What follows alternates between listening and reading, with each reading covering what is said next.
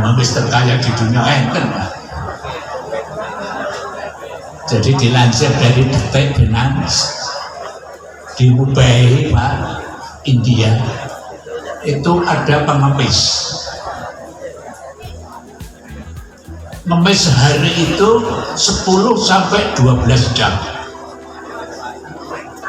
Hasilnya rupiah itu uang India. Itu kalau dirupiahkan hasilnya sehari itu berapa, Pak? 350.000 sampai 500.000 setengah utuh. Dalam sebulan hasilnya pinter, hasil ngemis keluar antara 11 sampai 13,7 juta. Penak jadi pengemis. Nah, hasil ngemis selama 40 tahun itu apa? Uangnya terkumpul nek dirubah rupiah ke 14 miliar.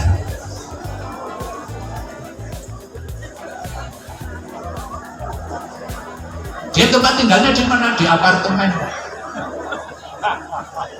Diingatkan untuk tidak ngemis, tapi sih nekat lagi. Meskipun duitnya wis 14 miliar, dan saya tetap ngemis.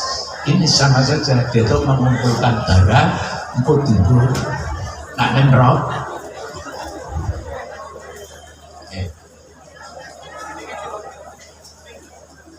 Sekarang yang terakhir, baru sedikit makanya persani bergantian dengan Pak Dokter ya.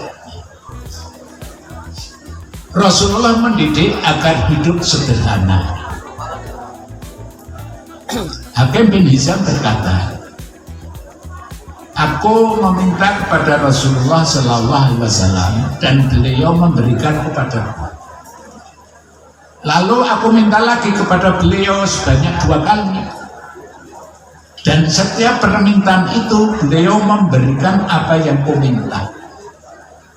Lalu beliau mengatakan padaku, wahai Hakim, harta ini hijau dan manis, maksudnya menyenangkan. Barang siapa mengambilnya tanpa keserakahan atau tanpa terus-menerus memintanya, maka terdapat berkah di dalamnya. Dan siapa yang mengambilnya dengan mendekatkan hati padanya, ini berkonopo, ngomong sok kurang terus, maka tidak akan ada berkah di dalamnya. Mereka yang seperti itu bagaikan orang yang makan tetapi tidak bisa kenyang. Tangan di atas lebih baik daripada tangan di bawah. Kesimpulannya hadis, orang yang mencari harta dengan jiwa dermawan, bersih, tidak tomat, merasa cukup dan tidak mengemis akan mendatangkan keberkahan dari Allah dalam harta tersebut. Orang yang mencari harta dengan jiwa yang tamak, rakus, selalu merasa kurang, ia kehilangan berkah, sehingga sebanyak apapun harta yang dimiliki hatinya tetap merasa miskin dan gelisah. Larangan meminta terus-menerus bagaikan makan yang tidak kenyang. Memberi lebih baik daripada meminta. Dalam kelanjutan hadis, komitmen hakim berhenti meminta-minta dan tidak mau menerima pemberian dari siapapun lagi. Akhirnya si ngemis mandek. Dan alhamdulillah ini berarti dapat Bapak-bapak, ibu-ibu, atau bagaimana kok dipanggilnya kencing manis gitu kan. Nah, memang benar juga itu istilah kencing manis, karena pada pasien penderita diabetes mellitus itu di urinnya itu ada glukosa. Glukosa itu adalah urin yang tidak terserap oleh tubuh karena penurunan dari fungsi pankreas seperti itu.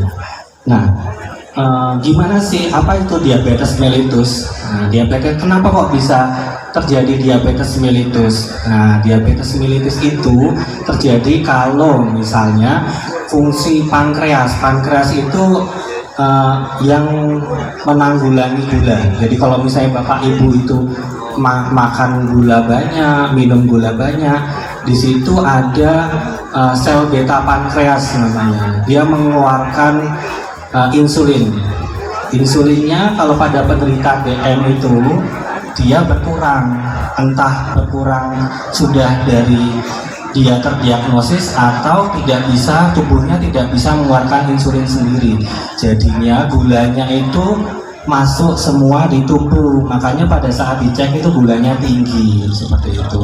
Dan saya yakin ini di sekitar 7.000 orang ini, 7.000 masyarakat ini pasti ada yang penderita diabetes mellitus. Benar atau tidak Bapak Ibu? Nah, masalahnya apakah sudah mendapatkan obat secara rutin atau belum, seperti itu. Nah, DM diabetes mellitus itu ada berbagai macam Bapak Ibu. Ada 3 yang paling besar.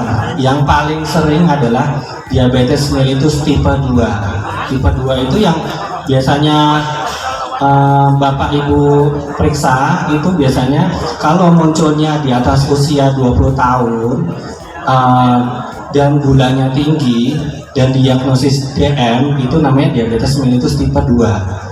Tetapi kalau misalnya dia munculnya dari pas lahir kok tiba-tiba dicek bayinya ternyata gulanya tinggi sekali. Nah, itu bukan DM tipe 2, itu DM tipe 1 namanya.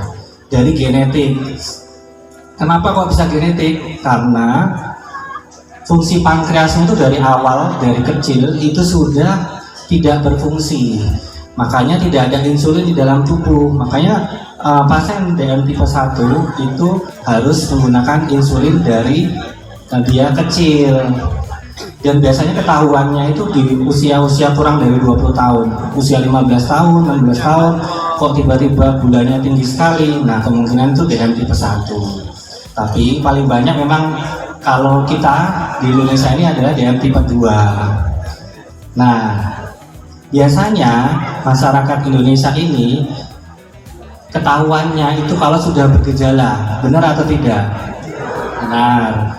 Atau misalnya ada cek di posyandu, tiba-tiba gulanya tinggi, barulah